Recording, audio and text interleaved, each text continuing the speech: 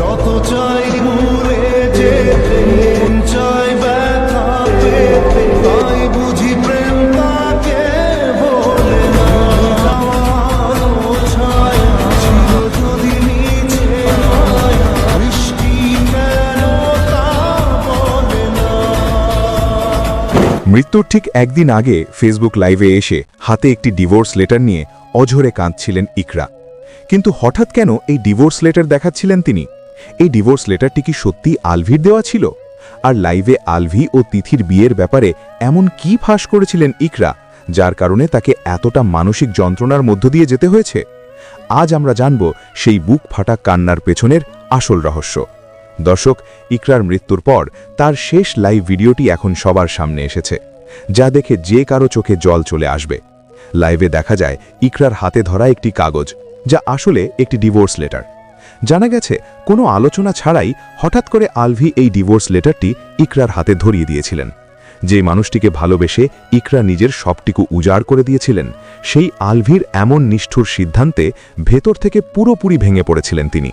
আর সেই কারণেই লাইভে এসে এত আক্ষেপ আর কান্নায় ভেঙে পড়েন ইকরা। কিন্তু শুধু ডিভোর্স লেটারই নয়, ইকরার কান্নার পেছনে লুকিয়েছিল আরও এক বিশাল বিশ্বাসঘাতকতার গল্প। লাইভে ইকরা স্পষ্ট করেই জানিয়েছিলেন আলভি এবং তিথির গোপন সম্পর্কের কথা। ইকরা জানতে পেরেছিলেন যে তাকে ডিভোর্স দিয়ে আলভি আসলে তিথিকে বিয়ে করার পরিকল্পনা করছেন। চোখের সামনে নিজের সাজানো সংসার ভেঙে যাওয়া এবং ভালোবাসার মানুষের এমন চরম প্রতারণা কোনোভাবেই মেনে নিতে পারছিলেন না ইকরা। আলভি ও তিথির এই বিয়ের খবরই ইকরার জীবনের সবচেয়ে বড় ট্র্যাজেডি হয়ে দাঁড়ায়। ইকরার এই অভিযোগের পর চারদিকে যখন সমালোচনার ঝড়, তখন স্বভাবতই প্রশ্ন ওঠে তিথির ভূমিকা নিয়ে। আর তিথি এই বিষয়ে কি জানত, সে লাইভে এসে কি বলল, চলুন শুনে নিই। ইকরা সুইসাইড করার মতো মেয়েই না, এইটা এত স্ট্রংলি বলাটাও যেরকম ভুল, আর এটাও বলতে পারবো না ইকরা অনেক উইক। যারা আগে কখনো মুখ খুলে নাই, আগে কখনো কিচ্ছু বলে নাই, এখন তারা এক একজন অনেক কথা বলছে। অনেক আগে একবার ইকরার সাথে আমার একটা কথা কাটাকাটি হয়েছিল যে আমি তোমার জায়গায় থাকলে ডিভোর্স দিয়ে দিতাম, বা আমি তোমার জায়গায় থাকলে এটা করতাম সেটা করতাম। ইকরা মারা গেছে এটা জানার আগে আমি জেনেছি যে ইকরা পাগলামি করছে, ইকরা সুইসাইড অ্যাটেম্প্ট করেছে। এটা আগে জানতে পেরেছি। সেটা জানতে পেরেছি আমি আলভির কাছ থেকে, যেহেতু আমরা একসাথে ওখানে শুটিংয়ে ছিলাম। এটা হচ্ছে পরের দিন, তারপরের দিনের ঘটনা, 28 তারিখ। 27 তারিখে কিন্তু পরে রাতের বেলা আবার আমাদের যে বললাম যে ফিমেল ডিরেক্টর যিনি ছিলেন, উনি কাঠমান্ডুতে ছিলেন, উনি আসার সময় কেক টেক নিয়ে আসছে। এবং পরে আফটার শুটিং আমাদের একটু একটা ছোট সেলিব্রেশন করা হয়েছে। এটা সবার জন্মদিনে সব শুটিংয়েই হয়।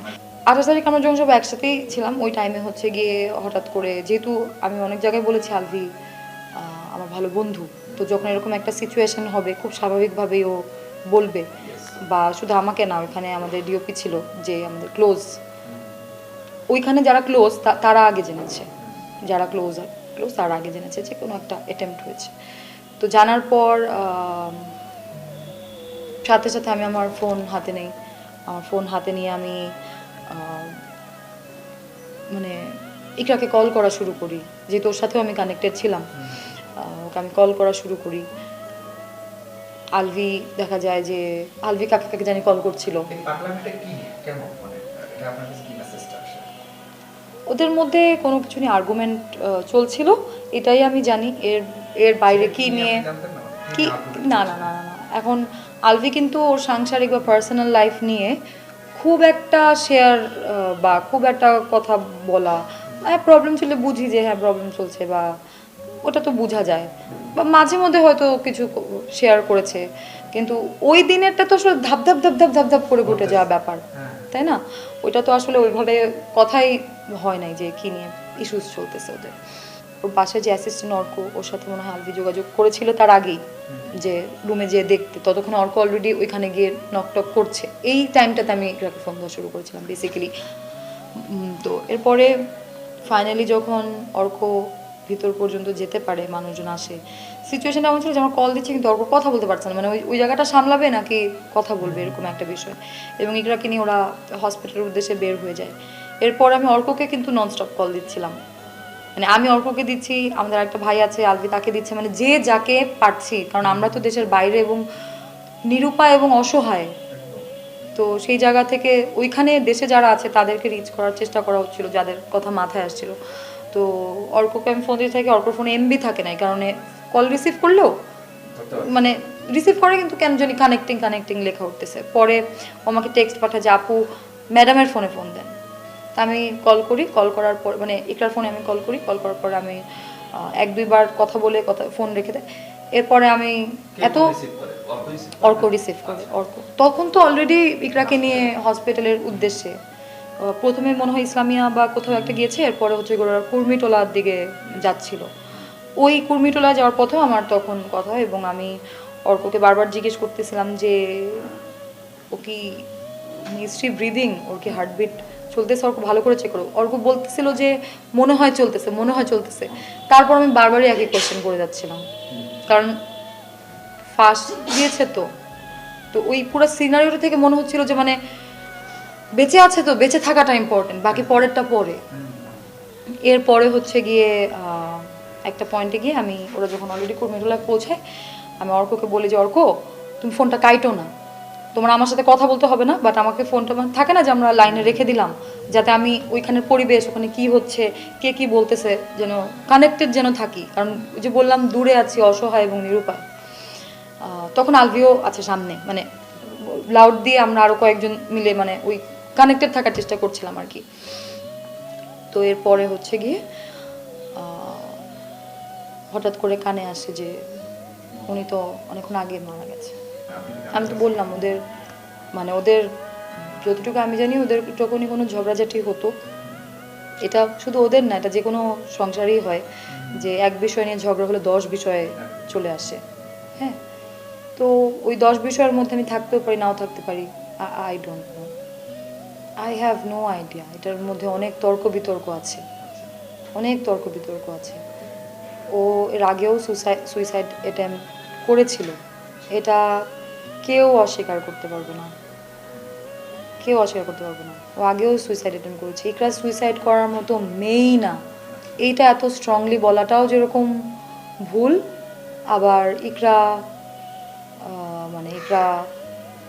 মানে আপনি পজিটিভ নেগেটিভ যে পৃষ্ঠাতেই আপনি ফেলেন দুইটাই আপনি কোনোটাই কনফিডেন্টলি বলতে পারবেন না। এটাও বলতে পারবেন না যে ইকরা সুইসাইড করার মতো মেয়েই না, আবার এটাও বলতে পারবেন না ইকরা অনেক উইক, সুইসাইড করতেই পারে।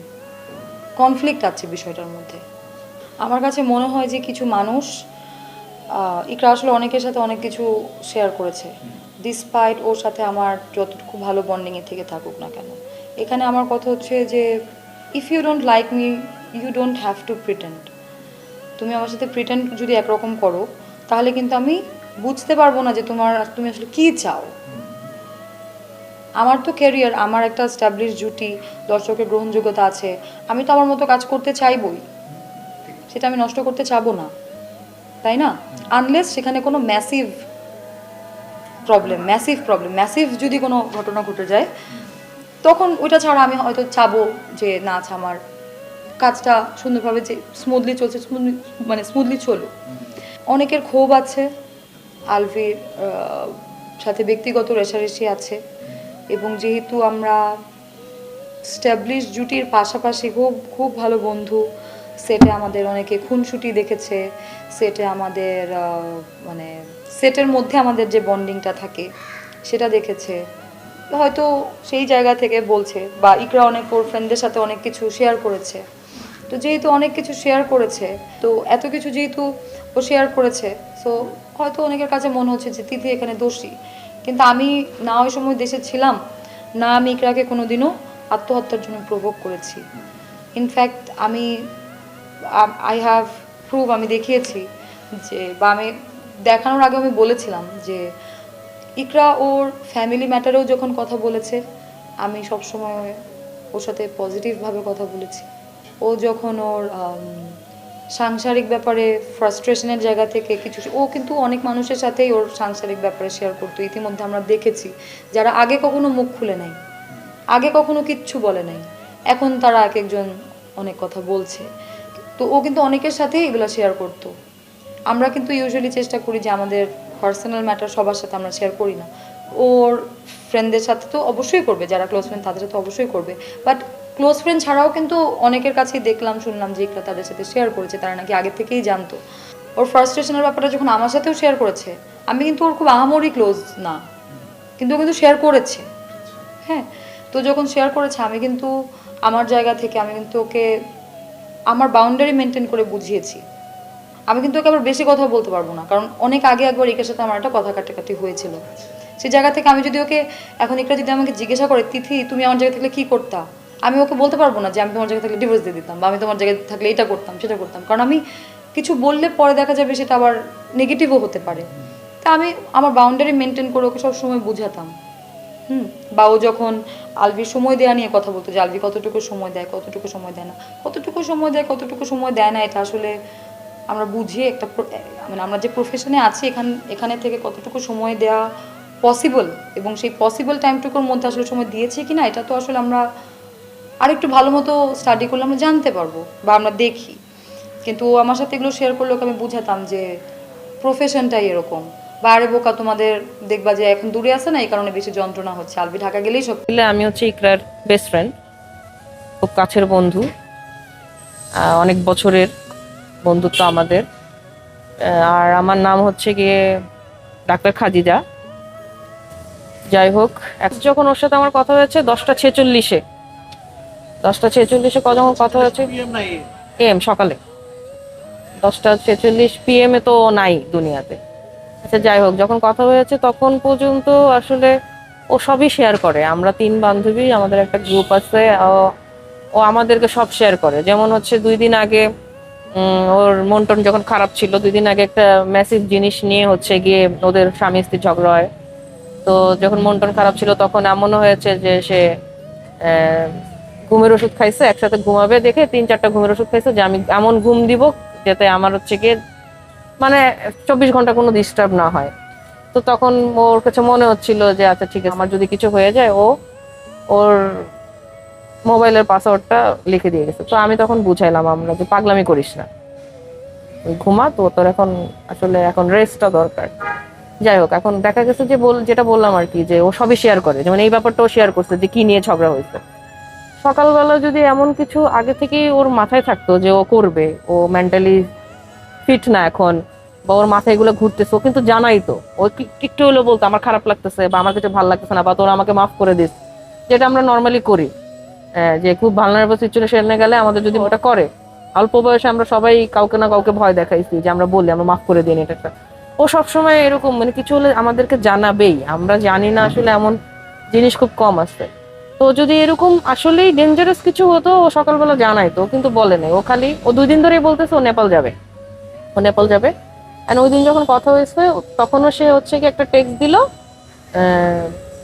আমার সাথে তো আলাদা কথা হচ্ছে, গ্রুপে টেক্সট দিল যে আমি নেপাল যাব। তো যেহেতু বিকালে ইফতার পার্টি ছিল, আমি ওকে বললাম আচ্ছা ঠিক আছে যাই, তাকে প্রোগ্রামটা শেষ করে যা, কারণ এত মানুষের একটা প্রোগ্রাম শেষ, নর্মাল আর কোনো কিছু আর কথা হয় নাই। ওই দিন আমি যেই হসপিটালে আছি ওনার জানাজা নিয়ে, আমাদের হসপিটালে জানাজা হয়, মানে ওনার এসব নিয়েও আমি একটু আপসেট ছিলাম, বিজি ছিলাম। তো আমি না আর এরপরে ওকে আর ফোন দিব ওই সময়টা হয়নি। এই 2 ঘন্টার মধ্যে আসলে এমন কি হয়ে গেছে আমি জানি না, যে এই মেয়েটা হচ্ছে আগের দিন ওর জিনিসপত্র, ওর শখের জিনিসপত্র যে সংসারে ও গুছাইছে, ফার্নিচার, ওর বেডরুমের ফার্নিচার, শখের ফার্নিচার এগুলা ওর বাবা কিনে দিয়েছে। ওর সংসার ও নিজে, বাবা ওর সব ফার্নিচার কিনে গুছাই দিচ্ছে, নিজের মতো গুছাইছে। এই জিনিসগুলো নিয়ে যে অন্য রুমে রাখলো, যেটা আমরা ওদের বাসায় গেস্ট রুম ছিল আর কি, যে ও আলবির সাথে এক রুমে থাকবে না। যে সবকিছু ফার্নিচার সরালো, যে বললো যে ঈদের পরে আমি আলাদা হয়ে যাব, যে কোনো জায়গায় যে উঠবো, কারো বাসায় উঠবো, নাহলে বাবা আমার কাছে চলে যাবো, বা নিজে একটা বাসা নিব। যে আগের দিন পর্যন্ত এত শক্ত ছিল যে এই মানুষটার সাথে সে থাকবে না, বা হচ্ছে কি সে নিজেকে শক্ত করতে চায়, মুভ অন করতে চায়, তার সকালে 2 ঘন্টার মধ্যে কি এমন হলো? মানে আমাদের কোশ্চেন একটাই, আমারও জানার একটাই, যে এই 2 ঘন্টার মধ্যে এমন কি হলো, এমন কি বললো ওকে যে ও হচ্ছে গিয়ে এত ট্রিগার হলো যে নিজে স্টেপ নিল, নাকি ও স্টেপ নিল না, ওকে জেনে শুনে ও এমন কিছু জেনে গেল কিনা এই 2 ঘন্টার মধ্যে, যেটা ও হচ্ছে গিয়ে এক্সপোজ করে দিলে সমস্যা।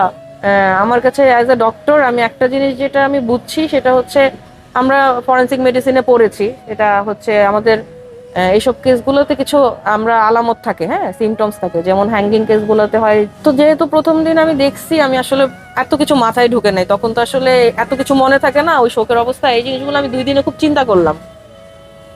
এখন আমার এটা একটা জিনিস, একটা পয়েন্ট। আরেকটা পয়েন্ট হচ্ছে কি, ও ঘরের জামা কাপড় পরা ছিল না। আপনারা যদি দেখেন, একটা ভিডিও কিন্তু ভাইরাল হয়েছে যে ওকে রিক্সায় করে নিয়ে যাচ্ছে।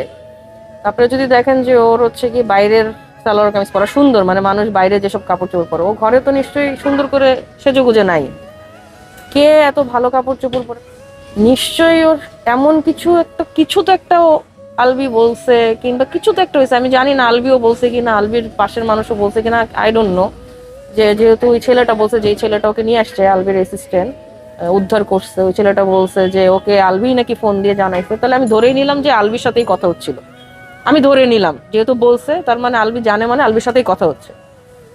এমন কি বললো, এমন কি দেখাইলো যে ওর হঠাৎ করে মনে হলো যে ওর এই দুনিয়াতে থাকা উচিত না। না হলে যে মেয়েটা এত বছর ধরে, 16 বছর ধরে একটা মানুষের সাথে আছে, 14 বছর ধরে সংসার করতেছে, ওই মানুষটার তো আজকে থেকে না। আপনারা একটা স্ক্রিনশটও দেখবেন যে 2015 সালেও একবার এরকম বলছিল। তো আজকে থেকে না, আমরা তো দেখতেছি, আমি তো দেখতেছি 12 বছর ধরে ওদেরকে, ওদের সম্পর্কের মোটামুটি শুরু থেকেই দেখতেছি আমি। ঝগড়া হয়, মিটমাট হয়, এইসব নিয়ে ঝামেলা হয়, টুকটাক জিনিস নিয়ে হয়। বাচ্চাটা হওয়ার পর ওর খুব কনফিডেন্স ছিল যে আচ্ছা ঠিক আছে, এখন বাচ্চা হয়ে গেছে, আলবি বাবা হয়েছে, রেসপন্সিবিলিটি আসছে, ওর কাজ হচ্ছে। তখন ও হঠাৎ করে অনেক কাজও শুরু করে দিল মেইন স্ট্রিমে। তো ভাবলো যে আচ্ছা এখন ব্যস্ত হয়ে গেছে, বাবা হয়ে গেছে, এখন মনে ভালো হয়ে গেছে, এখন মনে এদিক ওদিক আর ছুটবে না। আমরাও ভাবলাম আচ্ছা ঠিক আছে, মানুষের তো একটা বয়স থাকে, একটা বয়সের পরে যে মানুষ একটু হচ্ছে গিয়ে সেটেল হয়। কিন্তু না, আবার দেখা গেল 6 মাস ভালো, 7 মাস ভালো, এরপরে তো আপনারা শুনলে বাচ্চাটা হলো 21 সালে, আর 22 সাল থেকেই ওই মেয়ের সাথে নাকি অ্যাফেয়ার। যাই হোক, প্রথম ও সন্দেহ করতো, আমরা ওকে বুঝাইতাম, আমরা বলতাম যে দেখ, মানুষ কাজ করতে গেলে সব জুটি নিয়েই কথা হয়, তাই না? আমরা ওকে বুঝাইছি, কিন্তু বলে না যে এত বছর ধরে সংসার করতেছি, স্ত্রী মনে খুঁচা দিয়েছে, মানে সেন্স, মানে বলে না যে মেয়েদের হচ্ছে গিয়ে একটা ষষ্ঠ ইন্দ্রিয় আছে। ওর কোথাও না কোথাও প্রথম থেকেই ওর এই ব্যাপারটাতে ও বুঝে গিয়েছিল যে দেয়ার ইজ সামথিং রং। এতদিন ধরে প্রমাণ খুঁজবো, এর মাঝখানে অনেক কিছু হয়েছে, অনেক জায়গায় ও এটা সেটা, কিন্তু আলবি প্রত্যেকবারই বলছে যে আমরা তো কো আর্টিস্ট, আমরা তো কাজ করতে গেছি। এখন মানে ব্যাপারটা এরকম যে আসলে তোরা কাজ করতে গেছে, কাজ করতে গিয়ে কি করতেছে আমরা তো জানি না, এটা তো প্রুভ করা সম্ভব না। শেষে যেটা হলো, শেষ মুহূর্তে যেটা হলো সেটা হচ্ছে আমাকে ও ইকরা যেটা বলে গেল আমাদেরকে, সেটা হচ্ছে গিয়ে আলবি স্বীকার করেছে ওর কাছে যে হ্যাঁ, মানে ওর জন্য আমার ভালোবাসা আছে, মানে ওই মেয়েটার কথা বলেছে। এখন এটা ইকরার ভাষ্যমতো বলে গেছে, একটা স্ক্রিনশট দিয়েছিল, স্ক্রিনশটটা এখন নাই। মানে ইকরা আবার রেপুটেশনে খুব বিলিভ করে, আর ওর কাছে মনে হয় যে মানুষজন হ্যাক করার চেষ্টা করে। এর আগেও আলবির 2টা আইডি হচ্ছে গিয়ে চলে গেছে। তো খুব কনসাস থাকে এসব ব্যাপার। ও এসব জিনিস সোশ্যাল মিডিয়াতে কারোর সাথে শেয়ার করলো, ডিলিট করে দিত, খালি বলতো তোরা দেখছিস, এরপরে ডিলিট করে দেয়, এরকম আর কি।